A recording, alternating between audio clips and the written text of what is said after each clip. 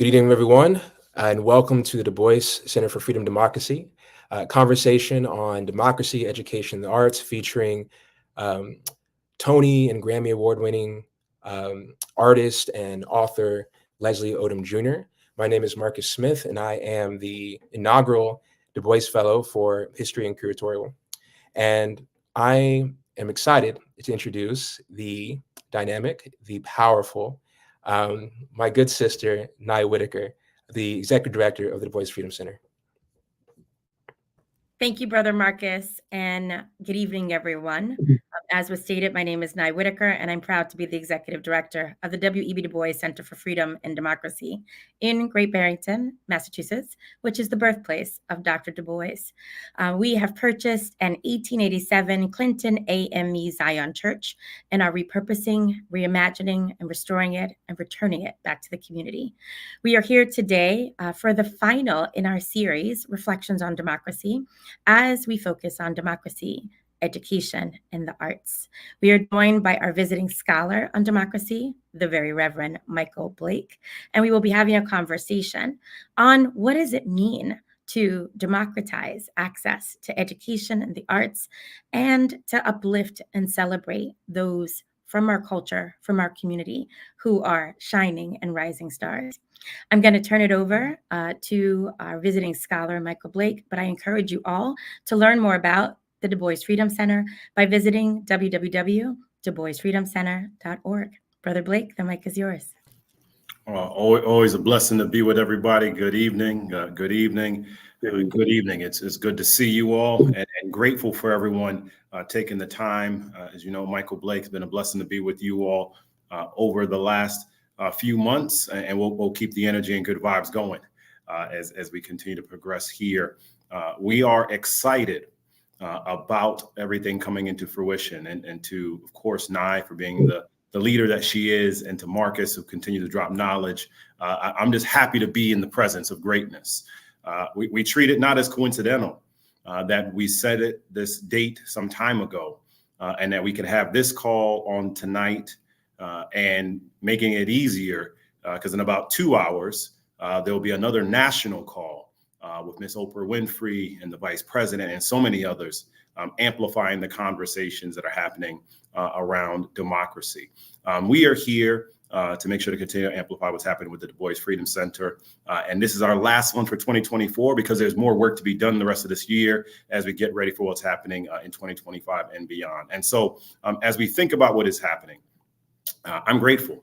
I'm grateful that you gave me the space to be here and allow us to recognize and honor the space, because we are grateful and blessed to have Jeffrey Peck with us tonight, the great grandson of the great Dr. W.E.B. Du Bois. It is a blessing and it's an honor. I need to know your tailor, because your shirt is fantastic. I'm loving the color scheme right there. But I'm just blessed. We are blessed to have you in the space, Brother Peck. Thank you for allowing us to live out the legacy of your great grandfather. And we turn it over to you at this time. Jeffrey Peck, please.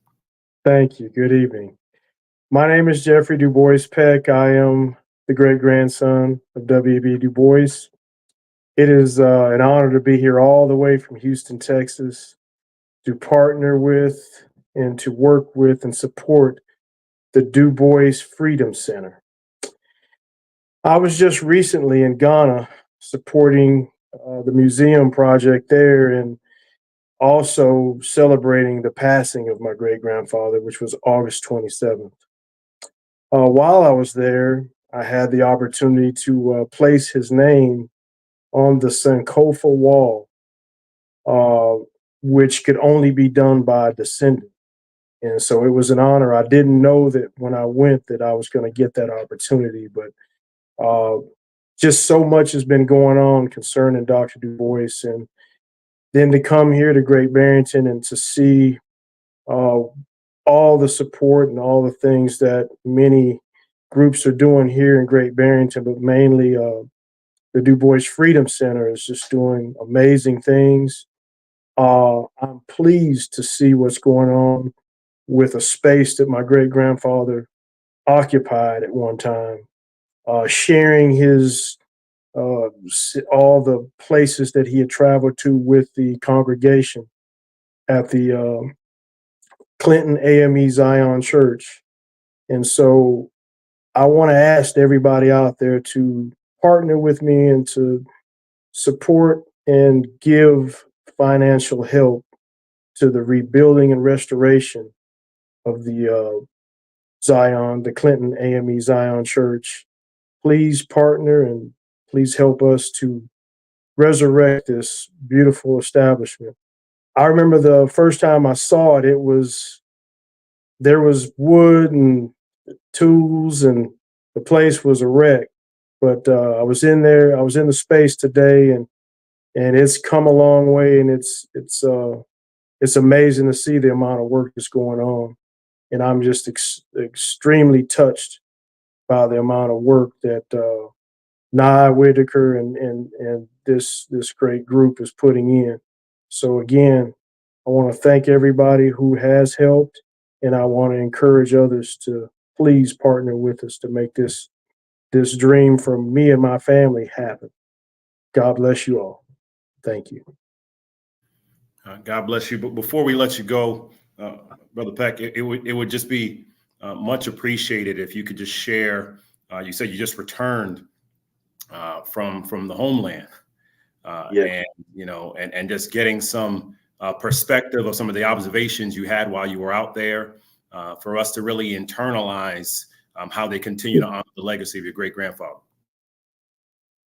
Oh, I mean, the treatment is incredible, not being Dr. DuBois's great grandson, but when people find out who I am and the people that appreciate and know his work, it is I can't even put words to how they treat me, and I'm just amazed in all that they're doing.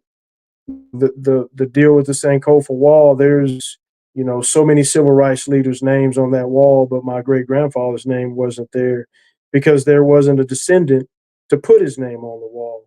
So when a couple of young ladies that were over that wall that are senators from that area met me, they said, "Hey, you got to stay over, and we want to put Dr. Du Bois's name on this wall, but we need you to do it."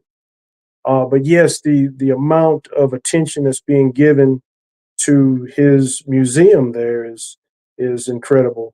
Uh, there's just a whole lot of people from Atlanta Clark University that go over there. There's folks from Harvard and Yale, people from Great Barrington. And by the way, I'm asked all the time, what is it like to spend time in his birthplace? And I tell them that his birthplace reminds me a lot of the place that he last closed his eyes. The people are extremely kind, extremely caring, extremely respectable. And I could see why he loved it here so much, but I can also see why he loved it there so much.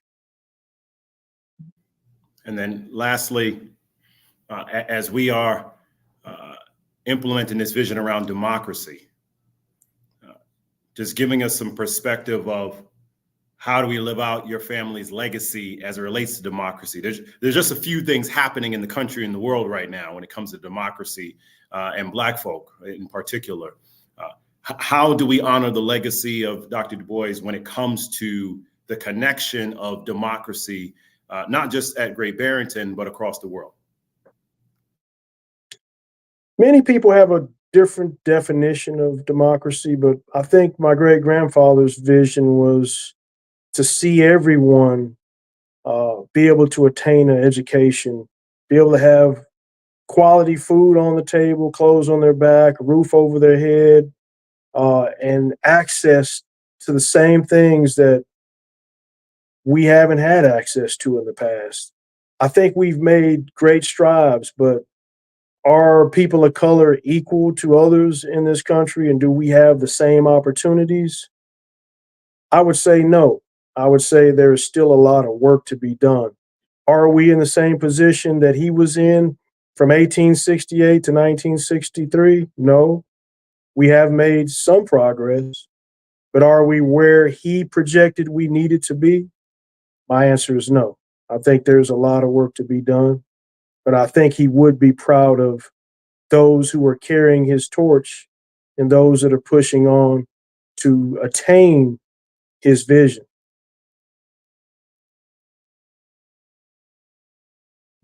Well, we are doing everything to honor the legacy of your family, and we're grateful for you and all that you continue to do, Brother Peck. Thank you for being that blessing. And I'm serious.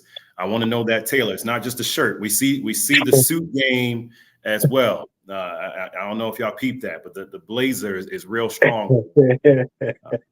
And we look forward to an opportunity for you to be able to bless us up at the space and welcome that as well to you and your family. Thank you again. I plan on coming back, and I said to Nye and Gwendolyn that every quarter they need to make sure I come back here and that I spend time and I get to go to the home site. I get to greet the people and I get to go to the schools and talk to the students. This is serious for our family, and I want to really make it memorable. I think I might have just heard our Black History Month event for 2025 right there. I think so. I think so. Just saying. I find it not coincidental. I'm gonna go to Nye in a second, but just to honor your family's legacy, when we talk about democracy and race, that inauguration day next year is on Dr. King's Day. I don't find that coincidental, and I think what your great grandfather laid out is a foundation to prepare for what is coming. So we look forward to seeing you very soon. Amen. Amen. I would love for Nye to just come back in one more time. For anyone that just joined again, Michael Blake, Reverend Michael Blake, I'm honored to be your Democracy Scholar at the DuBois Freedom Center. We do have a critical capital campaign that we are launching so we can have an immense and powerful and inspirational space to honor the legacy of Dr. DuBois. So Nye, if you wouldn't mind just sharing a little bit more, we're going to put something across the screen so that everyone can see it. Please take the time to write this down and learn more. Nye, can you just share a little bit about the campaign? We just need have Nye unmuted. We are super excited to launch our first capital campaign to make sure that we get to doors open. So we are creating a ribbon cutting council with the goal of raising $10 million. That money would be invested in making sure that we can complete the stabilization, the restoration, the reimagining of the Clinton AME Zion Church. This church operated for more than 137 years, being deconsecrated in 2014 when a powerful and mighty group came together from the community to purchase the deed and to make sure that it did not go unnoticed and that its story did not go untold. The church was one of the first to have a woman pastor in Reverend Esther Dozier, who actually was the one who brought to the town's attention the importance of recognizing Dr. DuBois in his home, in his place of birth. And so we've now created a legacy committee, which is a group of multiple organizations who are celebrating him in different ways throughout the Berkshires, and to make sure that we have connections to the burial ground in Ghana, to schools and universities, and all of the places and spaces from Fisk to Harvard to Berlin and back here to my own home of Harlem, making sure that we show those connections and that we show the multifaceted global influencer that was Dr. DuBois through programs like our Fellows Program, of which Marcus is a part of, in partnership with UMass. And so many others. And so we're super excited to kick off this capital campaign to get to doors open, to make sure that we can lift up this beautiful story about Dr. DuBois. Here, what I think is so amazing, he's on the money and in the minds and the hearts of everyone who comes to their community. So I ask everyone who is in earshot of today's program and conversation to please visit our site, www.duboisfreedomcenter.com. You can also visit the clintonchurchrestoration.org site, and to please make a donation to help us get to doors open. And I encourage you all to please visit us here in Great Barrington as we center the center without a physical space through our Reflections on Democracy series. And Brother Blake, just to give a preview, it was decided in February of this year when we had our Reflections celebration the evening before Dr. DuBois' birthday that our Reflections on series would be titled Reflections on Freedom in 2025. And to your point, how appropriate is that given all that's going on in the world and what's at stake in terms of our democracy this November? I give it back to you. Sounds like we need to contact Beyonce so we can have a freedom theme song for 2025 right there. Did I hear you say she's going to be your first conversation of 2025? You know, I'm going to try to do my part tonight, so y'all bring me back. You know, I'm working hard right now. I'm working hard, everybody. To that degree, someone whose voice and talent is far greater than mine, who is the reason why you all are excited on tonight, is this man. You might have heard of him. His name is Leslie Odom Jr. He really has just this okay resume, but he's also just an incredible man, husband, and father. For so many reasons, you have seen and known him. In particular, I think especially appropriate for this conversation, many people may not have internalized an author of Failing Up, How to Take Risk, Aim Higher, and Never Stop Learning. And it was written in the style of a commencement speech, which I always thought was just brilliant in that form. Of course, what he has done in his solo concert at Jazz at Lincoln Center, you all can recognize. He was a Grammy Award winning artist for his self-titled album. And then he did this thing called, Aaron Burr, this little show called Hamilton that y'all might have heard of as well. So with that, I would ask that we now bring up my dear friend and our dear brother, Leslie Odom Jr., to the conversation. The artwork game is strong right there. That's what I'm talking about.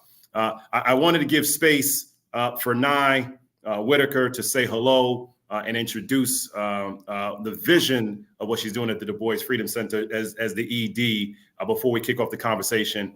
Nye, why was it so critical to have Leslie a part of this conversation? Thank you so much, Brother Blake. And so welcome, Brother Leslie. I'm so happy that we were able to have you participate this evening. What was really important, not only as a fan, and so just a side note, I remember being with Brother Lynn at the Apollo when we brought President Barack Obama, the first sitting president, to come to the Apollo, and he and I emceed the event, and he was talking, just whispering about this idea, this concept, growing up in East Harlem, adjacent to him in Washington Heights, this idea that was this show, this play, this story called Hamilton. And I did some research, and Dr. DuBois created the Star of Ethiopia pageant. People know him as an author, as a scholar, as an educator, but people don't realize he pretty much produced the Hamilton of his day. The Star of Ethiopia was a pageant that traveled across the country, where he wrote every verse, every part, every song, did the sales, did the production, booked the venues, helped make costumes, got the cast, and took it on tour. And so he was someone who was a Renaissance man. He wrote the music. He performed in it. I mean, talk about someone who was setting trends and ahead of his time, and deeply reminded me of you and your work and how you move through this world and how you show up. And so wanted to make sure that we included you in our efforts to celebrate and reflect on democracy, education, and the arts, and your work and all that you've contributed. Deeply touched, and it never it always surprises me, and it shouldn't surprise me how many of we just saw Justice Brown, right, talking about her past as a performer, acting with Matt Damon at Harvard. I think that the arts, like that people's early experiences in the arts, be it choir or the school play or backstage or making costumes or whatever, it's not that everybody ends up making their career in the industry, but I think it does. It's super important to have, right, in those foundation years, So I didn't know about the Ethiopia pageant, so, but I did know, of course, of Mr. DuBois's friendship with Ossie, with Mr. Davis, and how close they were, and how supportive he was of Ossie and Ruby and their work in the arts. So we got another one. Well, one day we'll just be adding you to that list with the others and growing. Okay. We'll be having a reflections in the future, celebrating, you and your legacy. And so, as an educator, I think it's really important that we think about not everyone learns the same. And so being able to incorporate the arts allows us to democratize access and to bring so many young people and others to the table as they express themselves and show up in this world. And so I'm going to turn it over to Brother Blake to run the rest of this moderated conversation. Thank you all. We appreciate you. We appreciate you. Good brother. Good to see you. Yes, sir. Good to see you, bro. Leslie and I are crisscrossing out here. Leslie, myself, our dear brother Roland Martin, Michael Eric Dyson. We were all together on this past Friday. Joy Ann Reed hosted us on just a really incredible, and truly it had never happened before, where the Black Women's Agenda had a panel for the brothers. And so it was really pretty dope. So, in that spirit, we do have to make sure that people have time to get back to it here.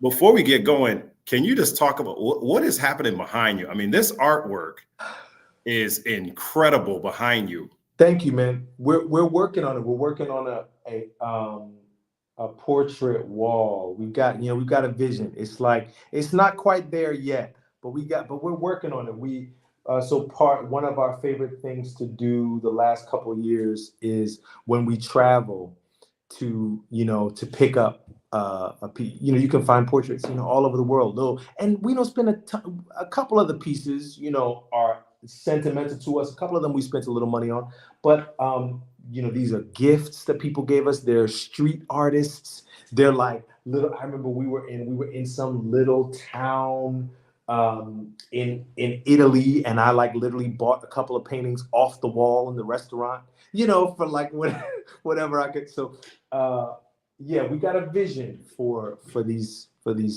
faces. Well, man, the vision is you in this working on space here that is happening. We always like to ground the conversation. So we've had Congresswoman Nikema Williams from Atlanta, Georgia. She spoke to us some months ago about that legacy of succeeding the great late great John Lewis. We had Dr. Marvin Carr talked about philanthropy. It's just been a beautiful rhythm that we've been a part of. Yeah. Let's start from what is the why that keeps you going?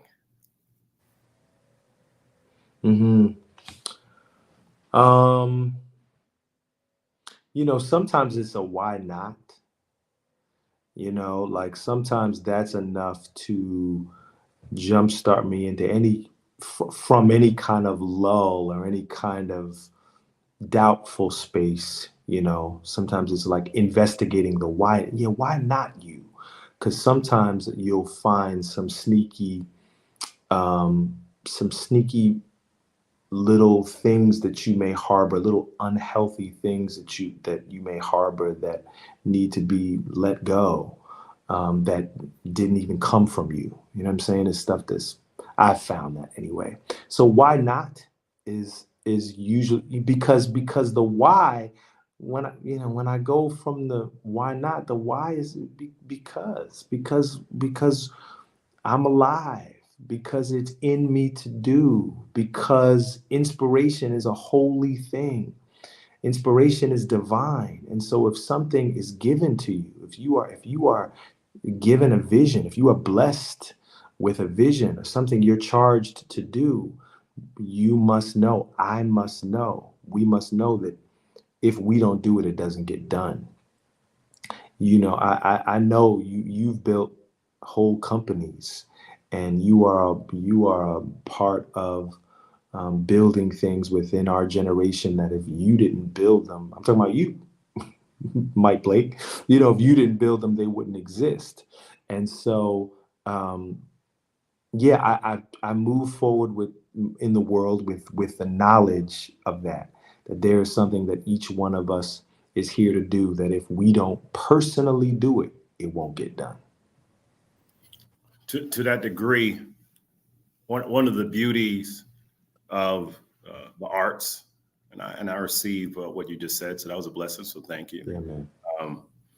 So you get to help people to see, imagine, and even reimagine. This space is bugging me, but we're gonna get some stuff right here too. That's what I mean. We're still building it. You know what I'm saying? But this is we got. So I think the midnight blue kind of vibe is working right now. No, but we gotta get some stuff there. Okay, so just we with it. continue. Go. Sorry. But I mean, you're good. It's almost like it's like a sunrise sunset perfect vibe going right there on Martha's Vineyard. Yeah, that almost works. I'm not gonna be weird about it, but this almost works. You know what I mean? Like this, because so you were saying I want you to finish. Is that a mock-up of a James Baldwin behind It you? is. Yeah, this is that's Mr. Baldwin. Yeah. Well, so actually, this will rock with us right there. I love it right there. You help people to imagine and reimagine individuals in history that doesn't really connect sometimes with past generations, right? Like, I always tell you, I think the closing of One Night in Miami is one of the most exceptional closings itself. Of course, Aaron Burr has created so much space for many people. Yeah. But when you hear DuBois, and the same way you talked about him, you actually said, Mr. DuBois, same way you talk about Mr. Ossie Davis, like you say it with such a reverence. What has been your stories, your connections, your reflections whenever you have heard the name of DuBois, recognizing that we had the honor today of his great-grandson open this call? Giving that grounding would be helpful for people to hear. Oh, well, whenever I encounter his writing, I'm still reaching for the, for that real deep understanding. And what I mean by that is, he left us a legacy of Black intellect, the Black intelligence, Black cogency, with thought and language, putting language to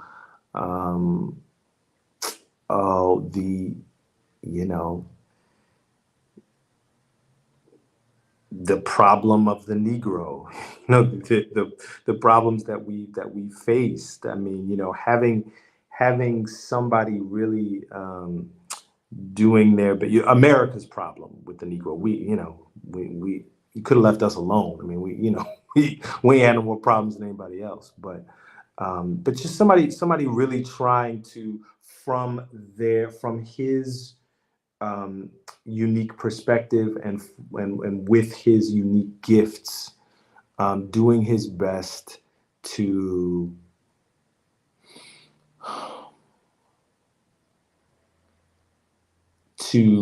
sing our song, doing his best to fight our battle, to plead our case, to make our road easier, to make our burdens lighter.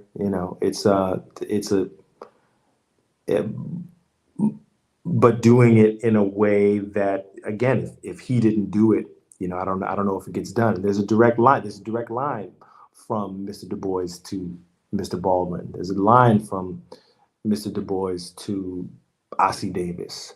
And so it's not only his work that I revere, but the work of his sons. Well, I mean that line of, Belafonte and Mr. Davis. I mean, there's a sequencing throughout, and when you hear people say, and you obviously have seen this and heard this, that you are that one of this generation, right? how does that sit with you? Well, it doesn't have to sit with me often because you're the only one that says that, so I don't usually have to reckon with it. That is silly. And I mean, I don't even know why. I don't. You can slide back to that blue part of the wall. Listen, I I think that I just feel very we live in a really extraordinary time, and we have to we get more and more evidence of it every day, week by week, and so we have to stop. I have to stop running away from that, and really accept that we live in extraordinary times, and we're just the people, to pick up the torch, to pick up the mantles and run our leg of the race. And so I am just so thankful to be a part of this generation and the movement that is happening in the earth and for our people at this time in history. We face obstacles and tremendous challenges, of course, as we have for generations, but the information that we have, the tools at our disposal that we are making good use of, the creativity, the ingenuity, the genius, the Black intellect at work in this generation just inspires me greatly. And I'm so excited. I'm so excited to be a part of it, and to be friends with the likes of you, and to be running in these circles, and to be a part of this moment in time. We talk about to that moment in time, Kairos. Kairos means opportunities create moments, the other definition of time. And, I often say that I can't be a person of faith and believe in coincidence, and that the fact that we're doing this call tonight, and in about an hour or so, Miss Oprah Winfrey is doing an event with the vice president. Yeah. There is this emergence that has been happening. I mean, it's not new. It's been happening for decades of those in the arts saying we have to utilize our voice for good. Like, we can't be silent in these spaces. Sure. And it's obviously when it's one of us, it feels good, but it's been across the board. You can't ignore when Taylor Swift did the endorsement, when 300,000 people registered to vote in 24 hours. That's powerful. Yes. Why do you feel the urgency of using your voice in this moment? And, it's you, it's Wendell Pierce, there's so many, that are doing this. And equally, why are others still holding back? Aside from what could be the obvious of, I don't want to upset potential clients and money, right? Like, why are people holding back? But why have you said, you know what, I have to be involved? Oh, it's a good question. Two good questions. Well, I think that the reason why you see the artists that you do speaking up and working and joining in the fray, is because we're citizens too, right? We're voters too, and we're also, I think,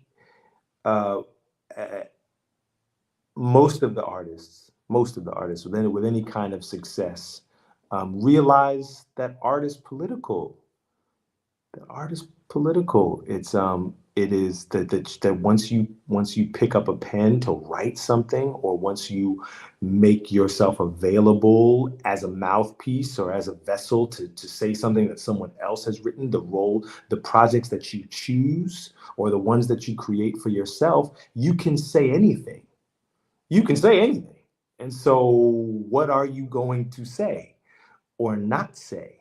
And most of the successful artists that you see are aware of that, are aware of the politics of art, and and there's always a choice being made to what you say obviously is a choice, and what you don't say also says something. So that, and then as far as the artists that are not speaking up or not speaking up in the way that they used to, or that one might expect, I would also say that I feel, in the group chats and with my fellow artists, that there is a sensitivity right now to the ways in which our society is re-examining celebrity. I mean, let's really look at, we have a really malignant force that is campaigning for the seat of power again. That is really, what he is able to do is really only because of when we really reckon with it after the wreckage. You know what I mean? I mean, it's, there's celebrity involved in that. There's the celebrity apprentice. There's something that we're really sick of, and I hope going to seek to exercise, from us. There's something that we need to get well in our society, surrounding celebrity. And so anyway, there are those of us that are paying attention. When we look at these generations below me, I'm a geriatric millennial. Those that are below me, these kids think about celebrity different, and it's good. It's healthy, and it's the way that it's going. And so anyway, there are celebrities like Billie Eilish and Taylor Swift who are doing what they can when they can. But when you really think about it, I mean, there was a time where Taylor Swift might have done that, and there might have been 2 million people that registered to vote. I mean, it's different. It's not what it was. And so anyway, I said all of that to say some people are staying silent because we ought to, because you know what I mean? Because it's a moment right now where it's like, I don't know if that's helpful actually. Actually, like deploy me in the ways, like if there's a way that you think this or that I think my celebrity or influence could be helpful, I'm gonna use it in that way. But certainly don't want to mess anything up, because celebrity can do that as well. And utilizing it at the right time, right? Like you can't. It doesn't have the same impact if Beyonce does something every single day, if Oprah does something every single day, if Leslie does something it's not the same. It's got to be a spacing here to create that intentionality. And equally, this past Tuesday was National Voter Registration Day. Tomorrow, National Black Voter Day. Like there is a moment that we're in of people saying, okay, it's time to go. You mentioned that, yes, you're citizens. You are also, again, you're a husband, you're a father, you're a Black man in this country. Just talk about the pride of your incredible family, because I just think it's important that we ground people in the humanity of it all, right? Like you are not just an actor, you are not just a singer, you are human, right? Yeah. And you have an incredible family. And so how do you keep that centered, and how do you celebrate that Black joy? Well, I love my wife, I love my kids. But even more than that, I like them. I like these people. And so that brings out different sides of me. That brings out a different quality. I want to be somebody that they like, to be honest with you. So I've learned a lot from them. And as my kids have entered the school systems and stuff, my wife and I have, we get more and more connected to community, to other parents and other children, and, our neighbors as homeowners. we got more skin and more skin in the game, year by year. And so, yeah, there's a pride and there's a responsibility, that you have to keeping your side of the street clean, as it were, raising respectful, thoughtful young people, raising culturally, raising contributors to this society, because the American dream is a good one. The dream is a good dream. We ain't never really seen it work the way it ought to, and so, but because of the good hard work and the sweat equity of generations, we sit here with a certain amount, even still, a certain amount of privilege and a certain amount of favor and opportunity, and it's our job to not squander it. In that opportunity moment, I'm going to hit you with a few short, rapid fire ones. Just hear what hits your spirit. Okay. All in this lane of democracy and Du Bois and the impact of it all, right? So, yeah. As a Black man, I have to be involved in democracy because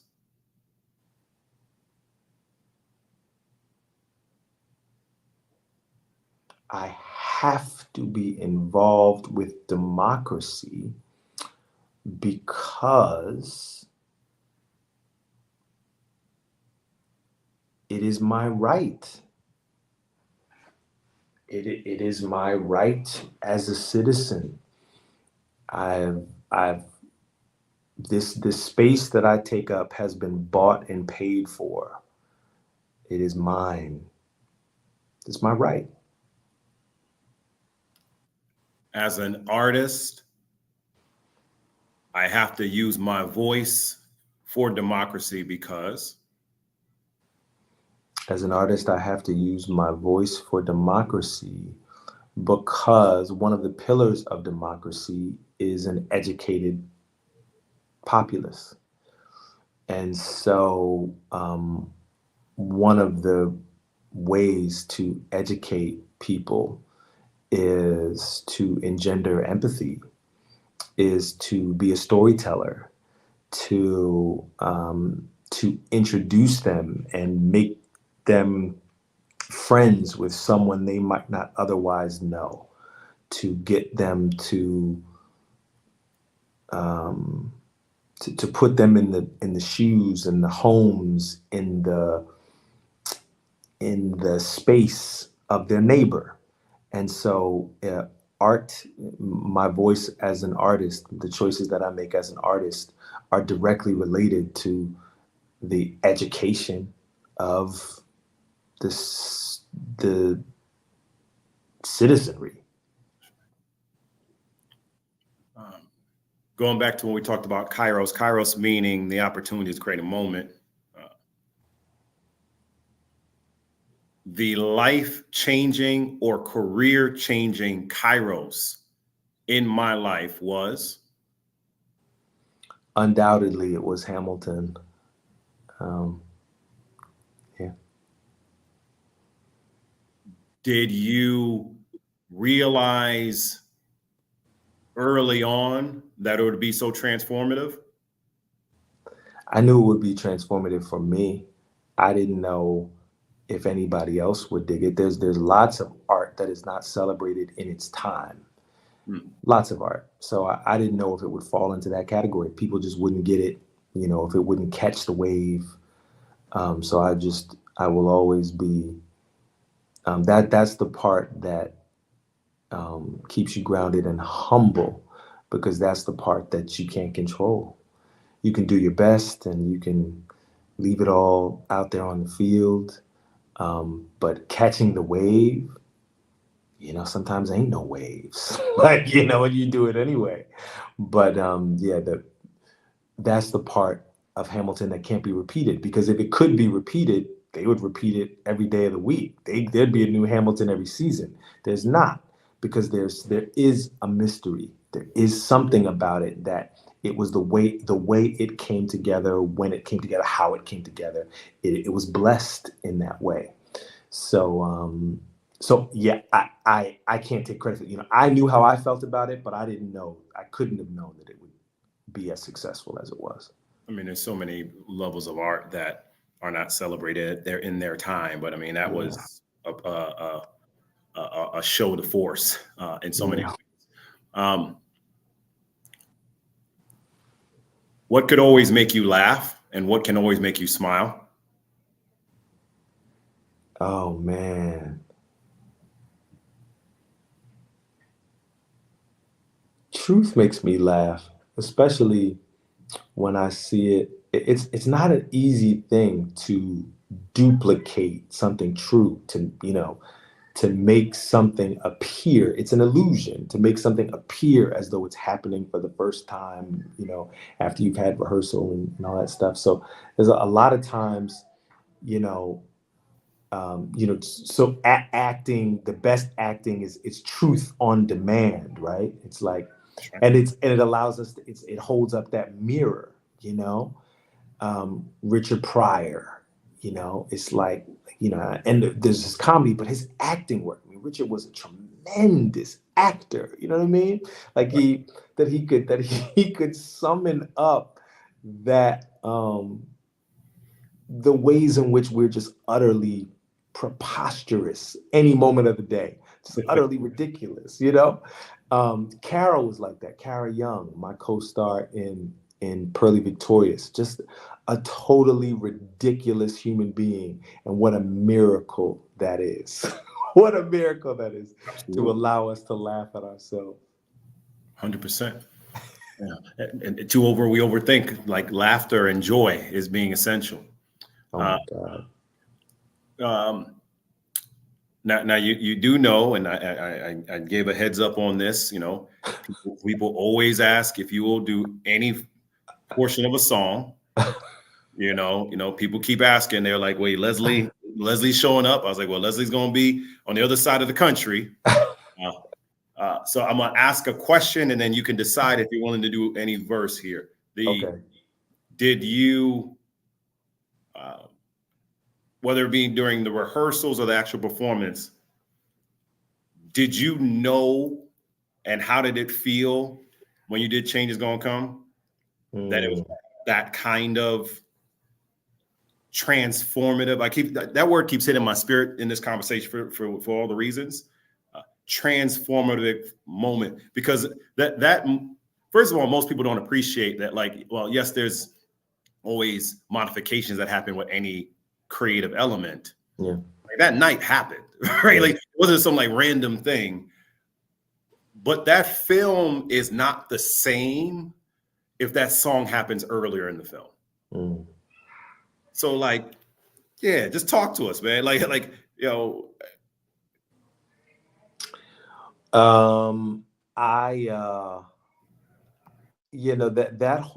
experience was just 7 weeks of trying not to embarrass myself. My kids are about to be in here any minute, so it's about to get buck wild in here.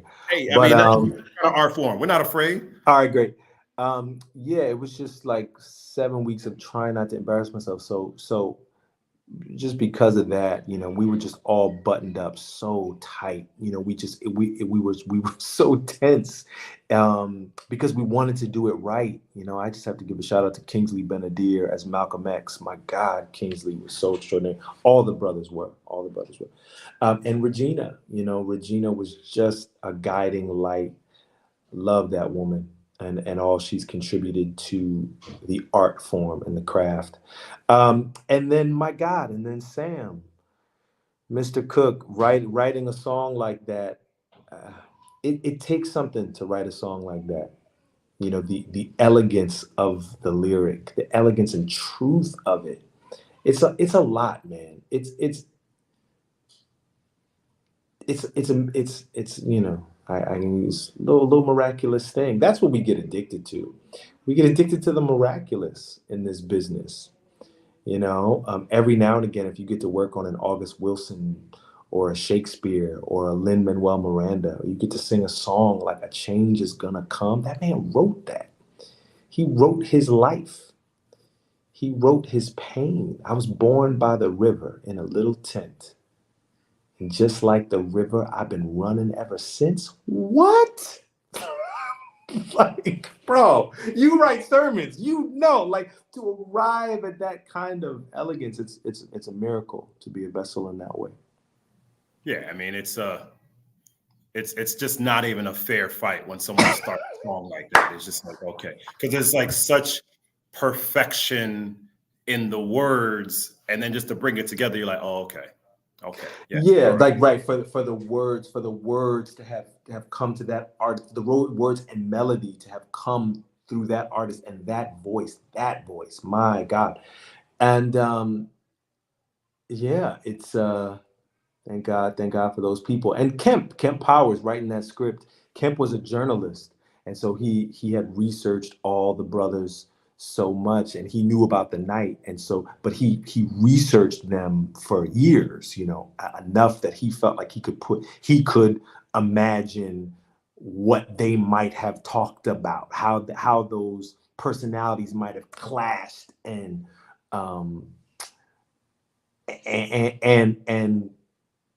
loved one another, you know, loved and supported one another too in that time. He did a thing with that script, that's for sure. I'm having dinner with Kemp tonight. Isn't that crazy? Oh, that's a blessing right there. Yeah. You know, but we're gonna keep reminding people, go watch One Night in Miami again. You gonna give us anything, a verse? Oh, sure. Oh yeah, man. It'll be my pleasure. No, I know we're gonna wrap in a second. You know, I don't know what it's gonna sound like, but let me see. I was born by the river in a little tent. Oh, just like the river, I've been running ever since. It's been a long time coming, but I know change gonna come.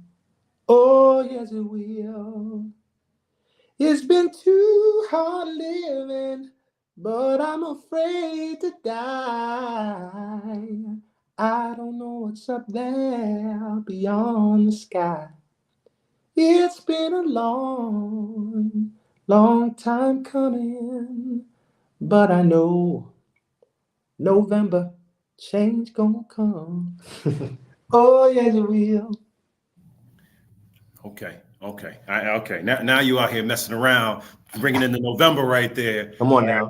We just got the election vibe right there. You already know. You already know. It's coming. You already know. Leslie, just love and appreciate you for being my friend and my brother, and for saying yes. You and Israel and D Nice and Wendell, right? Like, you all don't have to say yes, and you do, and we are eternally grateful. Please give our love to the fam, and let me give you the space here. What's your call to action to the people on what they got to do this year? Make sure you don't have random empty spaces on your portrait wall. Just like fill the empty space. We got to show up. We got to make sure we have no regrets after Election Day. We have to be willing to have conversations with people, sometimes tough conversations. We just have to have the courage to have honest conversations with people, open those doors, because we know better. We know better. We want better. It's time to turn the page. That's for sure. So we just got to do everything we can in our power to make sure that page gets turned. 1,000%. Before we wrap, everyone, I'm going to wrap in about the last 60 seconds here. Support Leslie and all that he is doing. Support Nicolette. Support the entire fam. For those that take the time to create spaces for us, we got to support them. The chat is going crazy right now, Leslie, that you say. Like, it's actually beautiful to watch in real time. But make sure we support those that are supporting us here. Again, as a reminder, everybody, continue to get people out to register. This past Tuesday was National Voter Registration Day. Tomorrow's National Black Voter Day. For anyone that you know across the country, remind them, absentee voting starts in Michigan next Thursday. 40 straight days of absentee voting in Michigan. Voting is beginning in North Carolina and Pennsylvania. Be aware of that, everybody. We need you to be engaged and be a part of it. If we can be helpful in any way, kairosdemocracyproject.com. That's our mobilizing effort. So again, kairosdemocracyproject.com. We want to make sure people are aware of how to vote. We need you to vote, not just in the presidential. We need you to vote for Congress. We need you to vote for state Supreme Court. We need to vote for all the things that are happening here. Let us create the space. And yes, this has been recorded. We'll determine a way to share and elevate it from here. And if you need any more energy for tonight at 8 p.m. Eastern, Miss Oprah Winfrey and Vice President Harris are doing Unite for America. So go to that site there as well. Let us give the final word, as we should always do as smart men. Give it to a sister for the final word right here. Nye Whitaker, our brilliant leader and executive director of the DuBois Freedom Center. Nye, bring us home. Let's just make sure she's unmuted, please, everybody. Thank you, Brother Blake, our visiting scholar on democracy, for being with us and celebrating Reflections this year. Thank you, Brother Leslie. I have to tell you, I was there when our forever president, Barack Obama, sang Al Green's song, So in Love with You, at the Apollo. As I mentioned, when Lynn and I were there, and I felt those same chills when you were just performing. I was blessed to hear you perform that song also in Martha's Vineyard at the Kairos convening. If you don't know about that, please go check it out. I invite you all to support all of our efforts to make sure we stay civically engaged.